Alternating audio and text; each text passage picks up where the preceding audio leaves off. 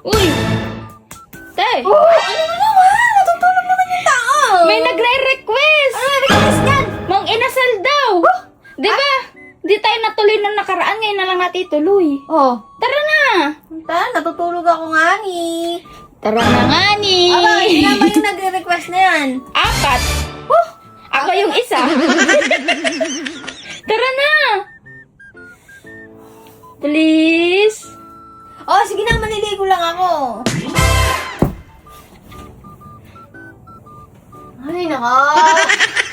Galit-galitan pa nga si ate. Pero gusto din naman talaga niya. Tingnan nyo nga, sobrang bilis niyang makaligo. Tapos pagbaba niya nga ng hagdan. Eto at nakita niya nga ako nagtitiktok pa. O loko, lagot ka na naman sa ate Hindi mo. na naman nga maipinta yung mukha ng ate ayen nyo. Lagas na naman kasi ang kwarta. Habang ako eto, sobrang saya. Lagas na nga kami dito ng gate. At lumakad nga patungo sa'yo. Yes. O loko, sino ka dyan? Loki flexing nga ako ng buhok ko. At sa magtatanong nga kung ano yung shampoo ko, punta lang kayo sa may TikTok.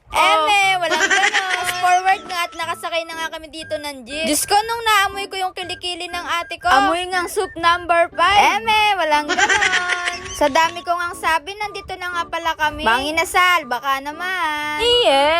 Sabi ko nga kay ate dito, pumila na agad siya, baka maunahan pa kami. Tapos ayan, umu-order nga lang siya ng lalapangin namin for today's video.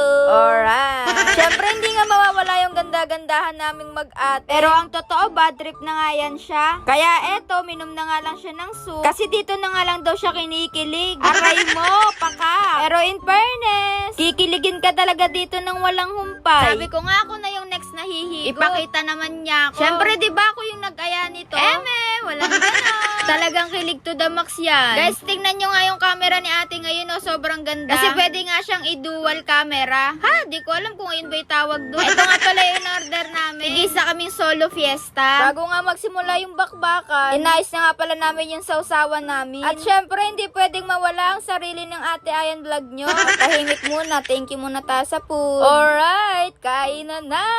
Sabi nga ni ate, mauna na daw siya ditong kumain. Kasi sayang naman daw pag-e-effort niya ng paghugas ng kamay. Kung hindi nyo nga agad makikita, diba? O loko, sarap na sarap yan siya. Mamaya, ebon na naman ulam namin.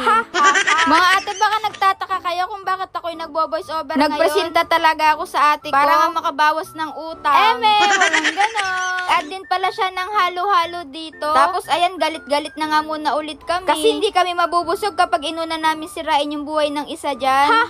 Malabok na nga pala ilalantakan namin dito. At kita nyo naman ng ate nyo, walang kaarte-arte. Kinamay ba naman? Pero aminin, mas masarap talaga kapag kinakamay. Yung kanina ngang halo-halo. Eto nga, loha-loha na. Paano ba naman sa tagal namin kumain? Nakuha na nga niyang matunaw. Tapos sabi dito ng ate kong maganda at mabait. Susubuan niya nga daw ako. Kasi namimiss niya na nga daw yung batang ako. Na pinapakain niya lang noon. I mean, sinusubuan. Kita niyo naman nga na sobrang nag-enjoy na naman ang dalawang mag-ate. Comment nga lang kayo dyan kung ano yung sunod namin nakakainin. Saving sanitize na naman yan sila. At ayun lang. Bye-bye!